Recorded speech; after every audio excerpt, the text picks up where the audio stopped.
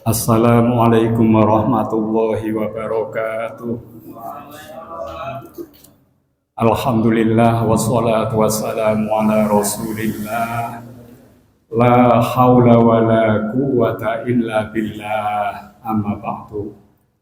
Para jamaah ingkang mulyaken, monggo sarengan kita muji syukur wonten ngarsanipun Allah ingkang sampun paring pinten-pinten kanikmatan kanthi ngucap alhamdulillahirabbil alamin.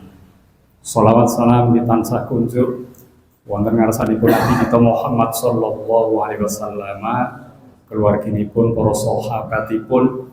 Mugi kula panjenengan sedaya saged nderek tindak lampahipun Rasulullah sallallahu alaihi wasallam.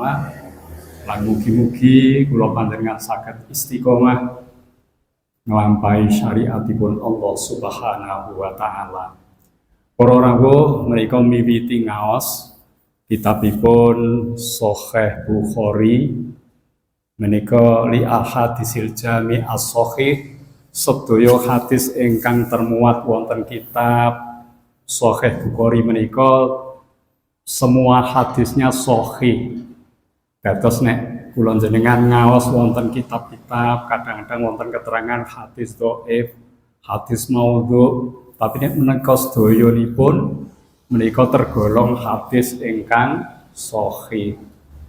Lah kula panjenengan saderengipun ngaos kitab menika perlu kenal Imam Al-Bukhari. Asmanipun ingkang lengkap Abu Abdullah Muhammad bin Ismail bin Ibrahim Al-Mughirah bin Bardhibah Al-Bukhari. Lahir 13 Syawal 194 Hijriah atau 21 Juli 810 Masehi, tergolong tabi'in. Lah piyambakipun menika usia 6 tahun sudah mengoleksi hadis, hanya sedikit 16 tahun hafal hadis 7.000. Menika mboten matanipun. Jadi mulai sanad saking sinten ngantos dumugi piyambake dipun apal jumlahipun 7.000. Imam Al-Bukhari selama 16 tahun piyambakipun melalang buana di Basrah, Mesir, Hijaz, Kufah, Baghdad, ngantos menawi dipun etang menika perjalananipun 13.600 km selama 16 tahun. Kangge napa niku? Ngempalke hadis-hadis dawuh-dawuhipun Rasulullah sallallahu alaihi wasallam. Jumlahipun pinten?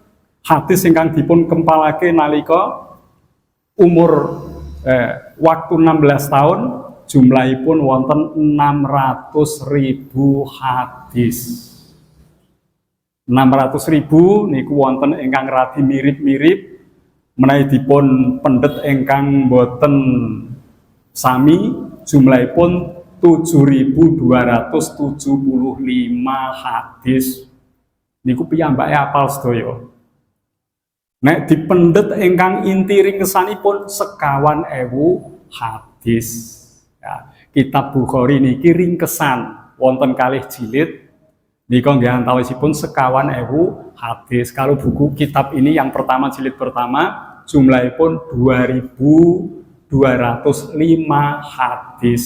Nah niki nggih, niki kedah kula panjenengan pirsa kersanipun menawi kula panjenengan ngaos kitabipun Imam Al-Bukhari, kita juga punya kenangan bahwasanya beliau ini telah melakukan perjalanan yang tidak sedikit untuk mengumpulkan hadis, dan itu tidak dibayar. Ya, boten dibayar. Dan juga tidak ada yang memerintahkan dari pemerintah, boten. Niku atas inisiatif sendiri karena kecintaannya kepada syariat Islam, kepada Rasulullah sallallahu alaihi wasallam. Lajeng kula panjenengan sedaya dipun tilari Rasulullah sallallahu alaihi wasallam dua hal. Taraktu fikum amroini, ma intamasaktum bihi malan tadhillu abadan. Rasulullah berwasiat, aku tinggalkan kepadamu dua hal. Jikalau kamu berpegang kepada dua hal, maka dijamin tidak akan sesat selamanya.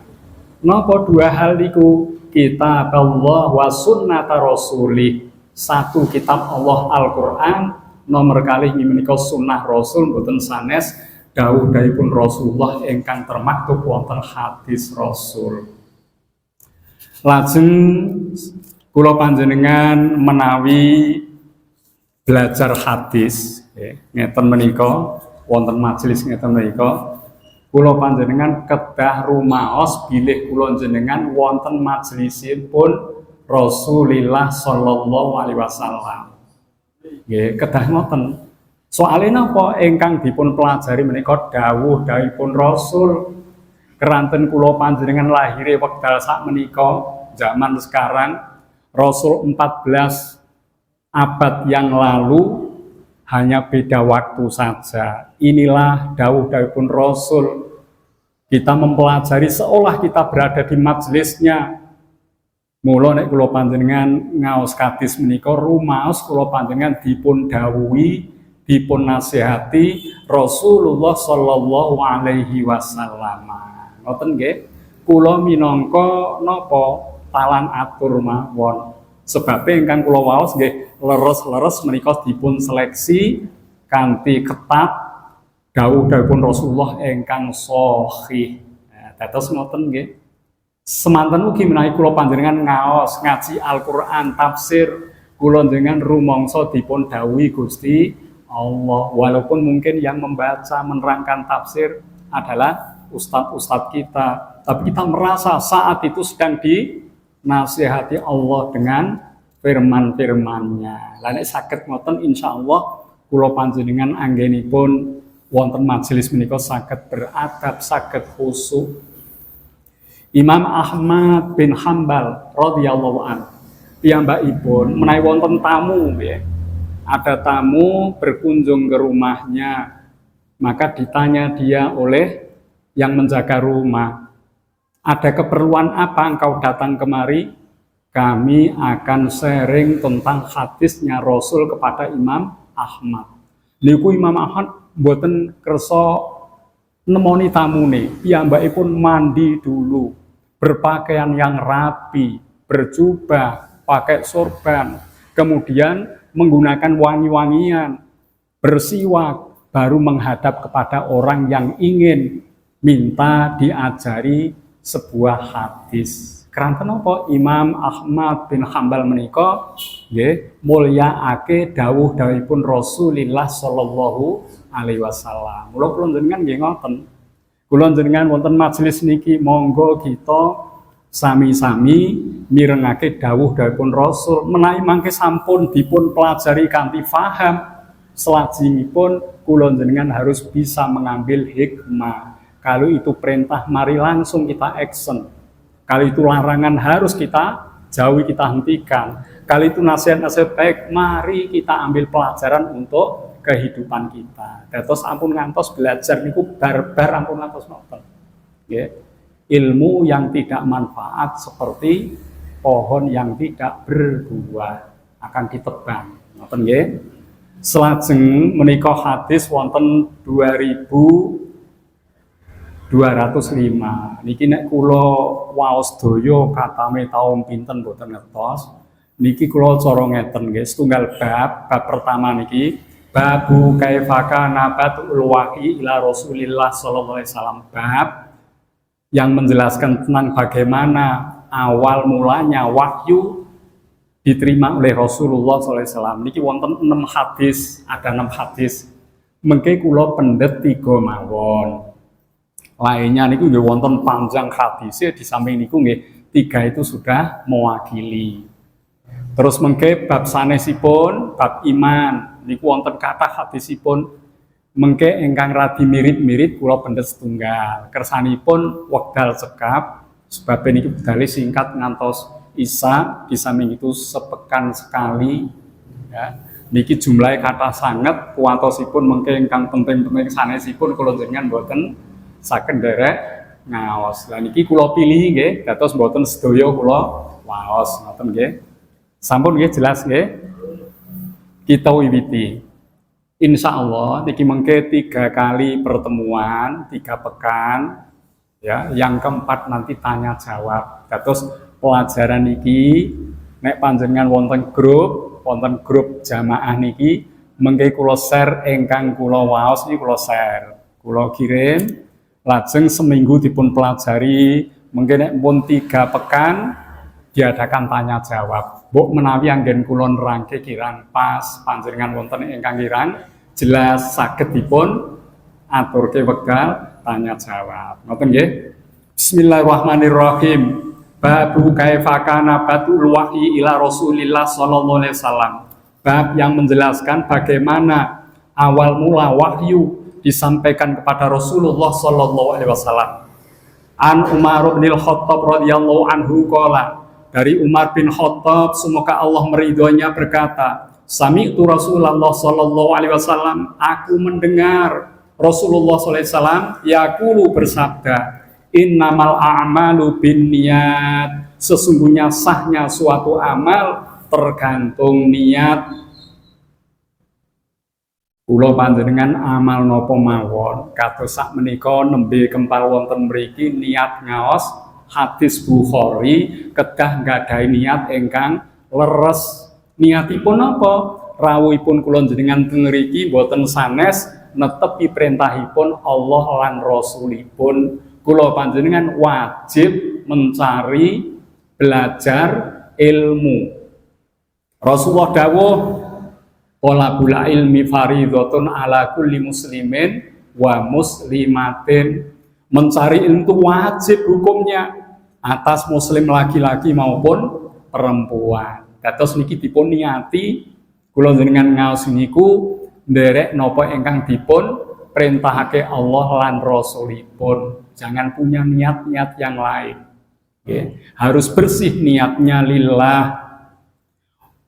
Wa inna malikul imri'in manawa, dan sesungguhnya setiap orang itu akan dibalas tergantung niatnya. Nek niate kula jenengan meskipun ngaji, meskipun sholat, kalau niatnya tidak benar, sholat niatnya supaya dipuji orang, pas sregep jamaah, khusyuk sholatnya, itu ibadahnya nol, tidak ada nilainya karena salah niat. Ya, salah niat. Mila kula panjenengan napa mawon kesaenan ingkang kita lampahi paling boten awalilah dengan bismillahirrahmanirrahim.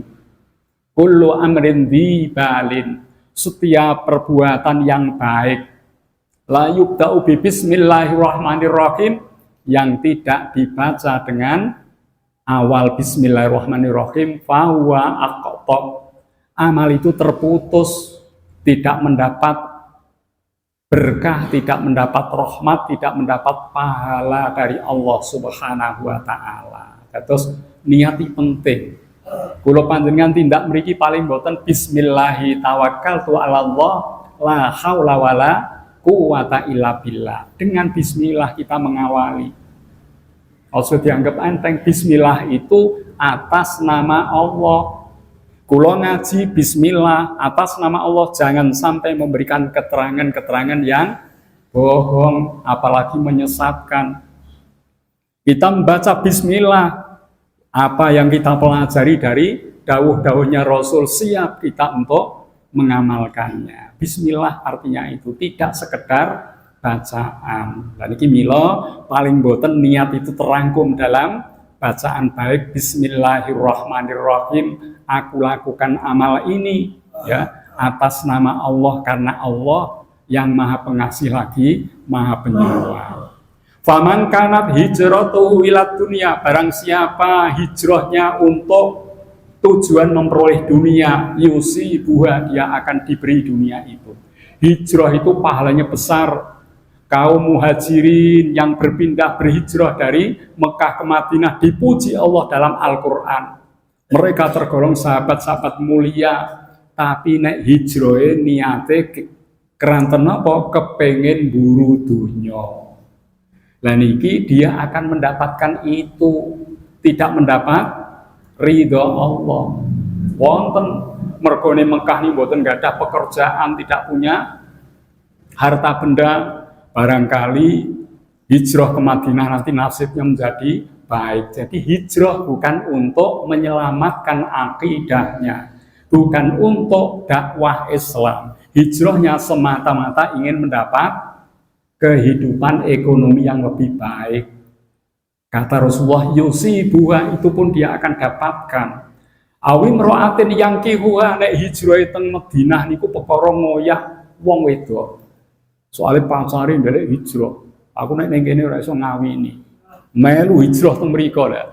Yang kihuha, dia akan dapat menikahinya tapi tidak mendapat ridho Allah. Niku kranten napa? Niatipun beda. Mula kula jenengan napa mawon ingkang kita lampahi, jangan lepas dari niat baik karena Allah. Niku. Ya, mula niki awal kitab niki senaosa ingkang dipun terangke mengke permulaan wahyu turun, tapi Imam Al-Bukhari menyampaikan keutamaan niat. Ampun ditilar niki. Panjenengan nate ngaos Arba'in Imam Nawawi, hadis pertama sami niki. Hadis pertama tentang niat ini, karena memang untuk mengatur, mengkondisikan supaya jamaah ini punya niat yang lurus, yang baik, yang ikhlas untuk mempelajari ilmu yang banyak ini. Ini jangan ditinggal, penting niki. Fa hijratuhu ila ma hajara ilaih, kesimpulannya tiang niku hijrah tergantung apa yang diniatkan dalam hijrahnya. Niki contoh hijrah. Mboten namung hijrah, kula jenengan teng pasar wonten peken bekerja, nek niate mung guru donya, nggih, niki nggih intuke namung donya mawon. Tapi nek kula jenengan bekerja ke pasar, ke sawah, ke tempat yang lain untuk memenuhi perintahnya Allah. Orang bekerja berbuat baik itu diperintahkan Allah.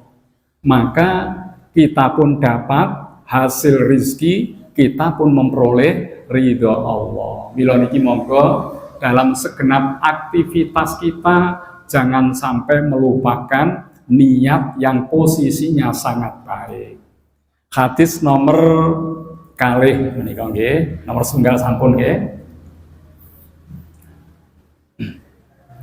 An Aisyah radhiyallahu anha, dari Siti Aisyah semoga Allah meridhoinya.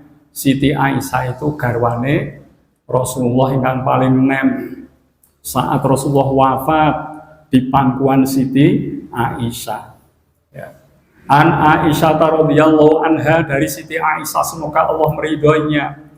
Anna Haris bin Hisham radhiyallahu anhu, bahwasanya Haris bin Hisham semoga Allah meridhoinya, sa'ala Rasulullah sallallahu alaihi wasallam, dia telah bertanya kepada Rasulullah SAW.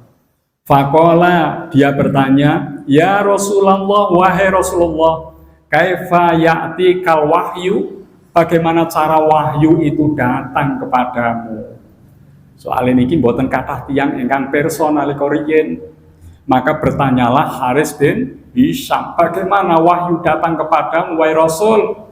Faqala Rasulullah sallallahu alaihi wasallam, maka Rasulullah sallallahu alaihi wasallam menika dawuh, ahyanan, kadang-kadang, ya'tini misla solsolatil jaros, wahyu itu datang kepadaku misla, seperti solsolatil jaros, yaitu bel yang dibunyikan dengan keras. Jadi suara kelincing keras itu menandai datangnya wahyu, datangnya malaikat Jibril alaihi salam.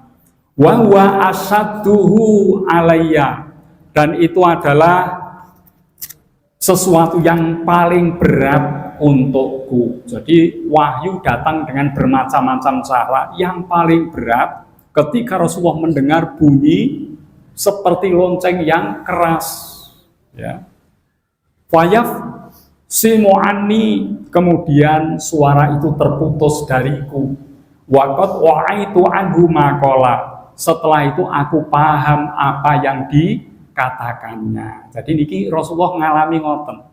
Dalam keadaan sadar seperti ada bunyi yang keras, tapi orang lain tidak mendengar, hanya Rasul. Seperti bunyi lonceng yang gemerincing dengan keras, Rasulullah sampai nggak kuat mendengar itu. Kemudian ada suara wahyu itu turun. Setelah suara bunyi itu mereda, Rasulullah langsung paham. Niki, Rasulullah itu cerdas. Mula sifatipun sidik, amanah, tabligh, fatonah cerdas. Ya, Rasulullah cerdas. Ya, maka sekali diberitahu, sekali langsung hafal dan faham. Padahal kadang ayat panjang yang turun itu. Ya. Wa ahyanan, nomor kalih kadang-kadang ya tamassalu li al malaku rojulan. Kadang-kadang sing nomor kalih wahyu datang itu ya tamassalu li al malaku, malaikat menyerupakan rojulan, seorang laki-laki. Ya, kadang-kadang datang pada Rasulullah seorang laki-laki yang bagus, tampan, bersih. Ya, datang pada Rasul sosok laki-laki, tapi nggak ada orang kenal. Fayukallimuni fa'ima yakul, kemudian dia berbicara, memberikan wahyu kepada Rasulullah, maka Rasul pun paham apa yang diucapkan. Ini cara wahyu turun yang kedua melalui malaikat yang menyerupakan sosok lelaki yang tampan. Qalat Aisyah berkata, radhiyallahu anha, semoga Allah meridhoinya, walaqad ra'aituhu, dan sungguh aku telah melihatnya, yang zilu alaihil wahyu, turun wahyu kepada Rasulullah, fil yaumis syadidil baridi, kepada hari yang sangat dingin. Pernah suatu saat Siti Aisyah melihat Rasulullah itu mendapat wahyu di saat cuaca dingin. Teng Mekah, teng Madinah nek dingin niku ngungkuli teng daerah kulon jenengan. Mboten wonten es salju, tapi watise ngantos meletek-meletek niki napa lambene nggih. Watis ya. Sangat dingin. Fayafsimu anhu, setelah reda dingin itu Rasulullah sudah mendapatkan wahyu ya. Wa inna habinahu la tafassatu araqan, setelah reda Rasulullah mendapatkan wahyu dalam kedinginan itu, wa inna jabinahu, dan sesungguhnya keningnya Rasulullah layatafassatu arokon, bercucuran keringatnya. Niki sing diperloke keterangan niki napa? Dipun dawuhke bilih saat yang sangat dingin, kalau Rasulullah mendapatkan wahyu sampai ya keringatnya bercucuran meskipun dingin. Nek kula njenengan atis dingin biasanya mboten medal keringat. Ini karena dahsyatnya wahyu Allah, dahsyatnya ayat-ayat Al-Quranul Karim yang turun kepada Rasulullah sampai Rasulullah berkeringat, basah dengan keringat pada keningnya. Niki keadaan betapa berat Rasulullah SAW menerima wahyu. Masih ada cara yang lain lewat mimpi, masih ada cara yang lain, ada suara tanpa rupa, masih ada cara yang lain langsung Rasulullah dihujamkan dalam hati firman-firman Allah Subhanahu wa taala. Selajeng hadis ingkang nomor gangsal dari 1, 2 dan 5, 3 mawon nggih.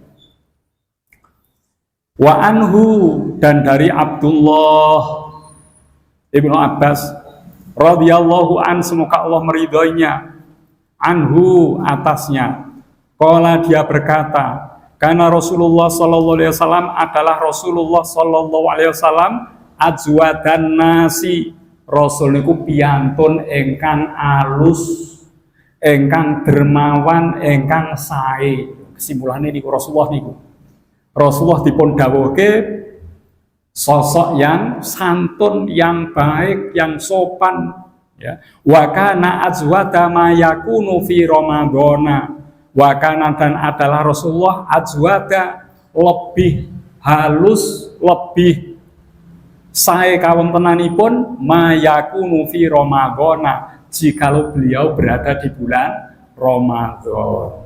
Terus Rasulullah pun sae, tapi nek Ramadan wulane langkung sae malih kawontenanipun.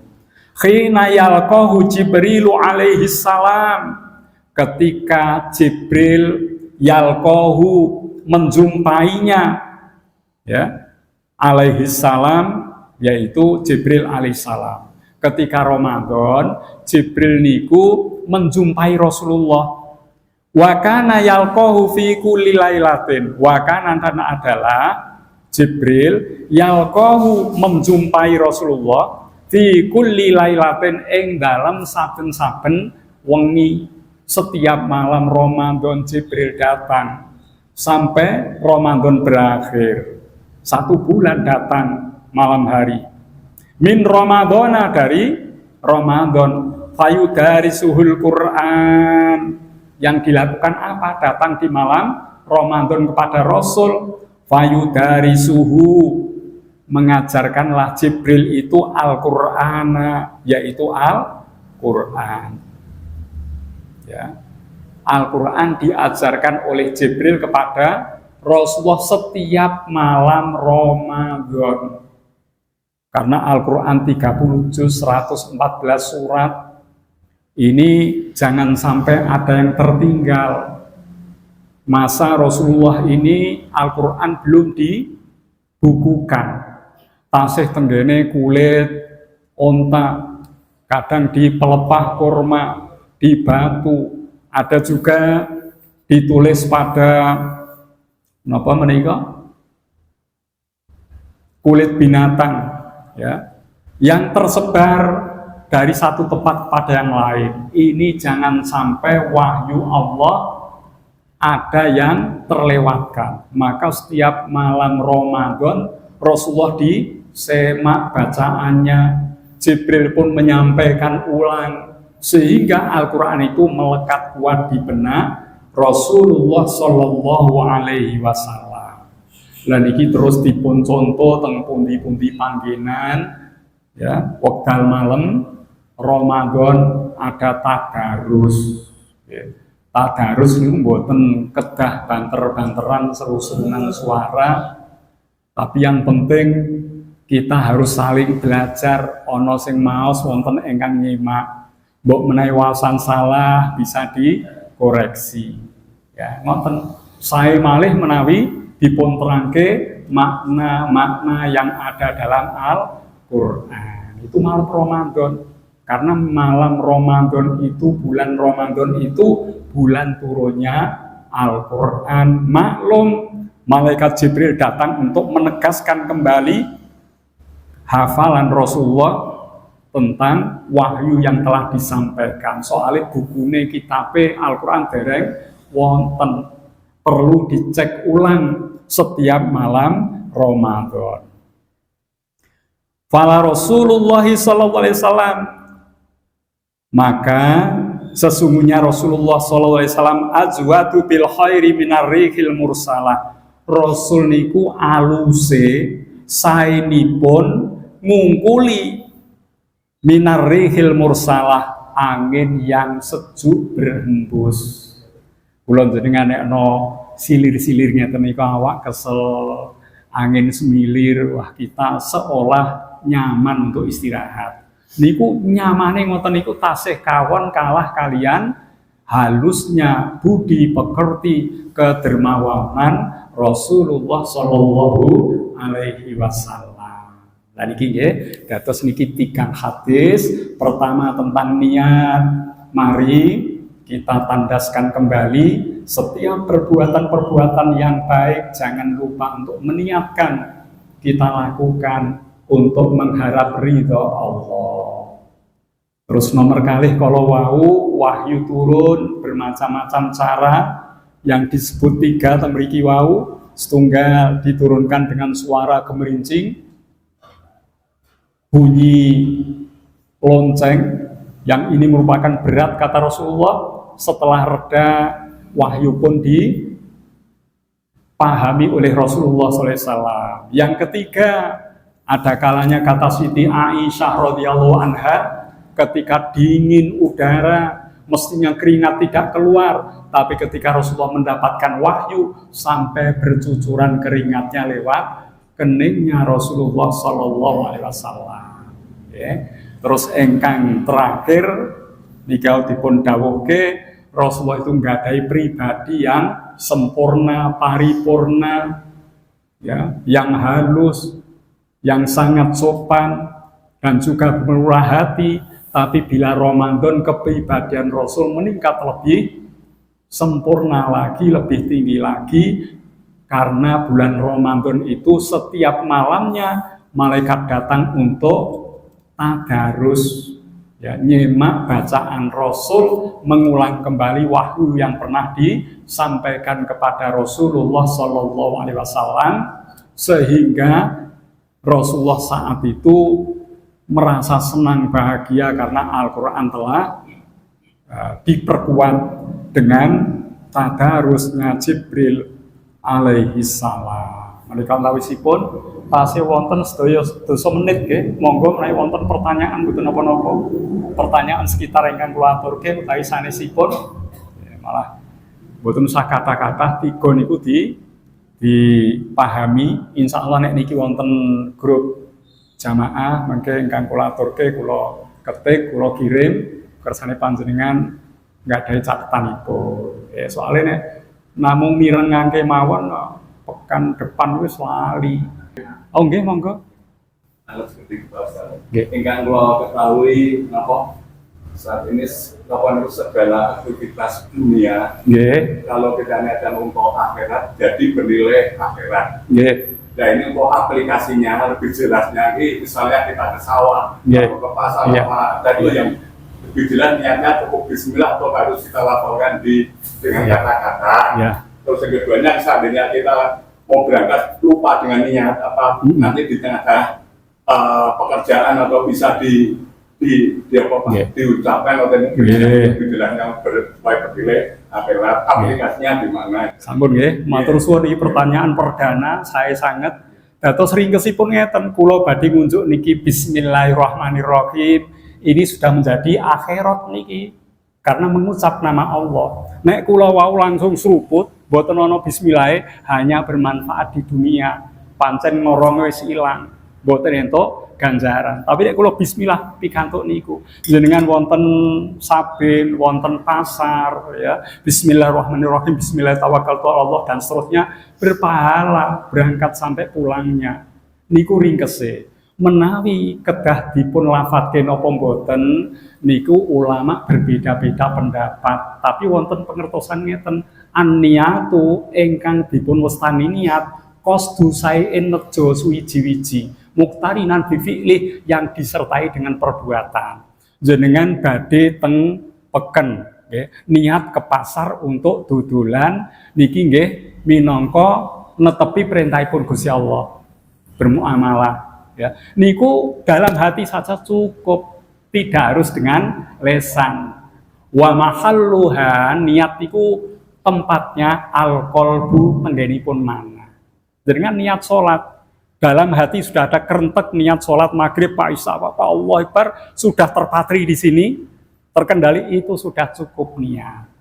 Tapi wonten ulama kados Imam Asy-Syafi'i niki ndawuhke niat itu bisa dirangsang dengan bacaan. Misalnya, ya, usolli fardhol isya'i arba'a raka'atin mustaqbilal qiblati lillahi ta'ala. Niki dirangsang, itu belum niat.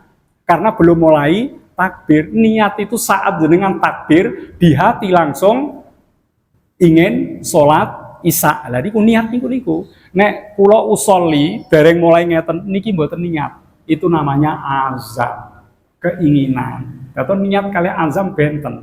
Nek niat itu qasdu sae'in muqtarinan bi fi'li.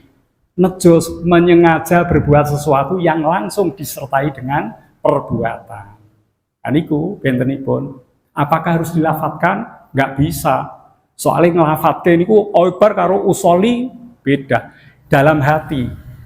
Sedangkan yang tadi usoli atau nawaitu atau lain itu permulaan untuk mendidik supaya hati tidak lupa akan sederet amalan yang akan kita lakukan. Itu cerdasnya Imam Asy-Syafi'i. Niat tetap dalam hati. Nah, niku nek ngaji kitab sing paling dasar Sulam Safinatun Najah niku wonten keterangan ngoten. Ngoten nggih? Sampun cekap menika. Berarti maksudnya ya, itu masalah kalau paham saat dilakukan, tapi untuk masalah yang duniawi soalnya bernilai akhirat, berarti cukup Bismillah sudah. Cukup Bismillah sudah. Kebaikan akhirat ya. Hanya 2 syaratnya amal bisa menjadi akhirat. Yang pertama, amal itu tidak dilarang oleh syariat. Yang kedua, diniati untuk mendapat ridho Allah minimal dengan basmal. Namun kalih niku, jenengan nyambut damel napa mawon niku nyambut damel halal, boten haram lho nggih. Lajeng bismillah pun cukup sudah menjadi amal akhirat. Tapi nek amal yang dilarang, misalnya kok ono arep nyolong sepeda motor, maca ayat kursi, yo wis ben selamat to. Niki ya jelas tidak dibenarkan karena amalnya tidak memenuhi syarat. Amal harus yang dibenarkan, niatnya harus ikhlas untuk mengharap ridho Allah. Sampun sekap nggih. Kita akhiri sarengan kanthi maos kafaratul majelis. Subhanakallahumma wa bihamdika asyhadu an la ilaha illa anta astaghfiruka wa atubu ilaik. Mekaten bila anggen matur wonten kekirangan nyuwun pangapunten. Wallahul muwaffiq ila aqwamit thoriq. Wassalamualaikum warahmatullahi wabarakatuh.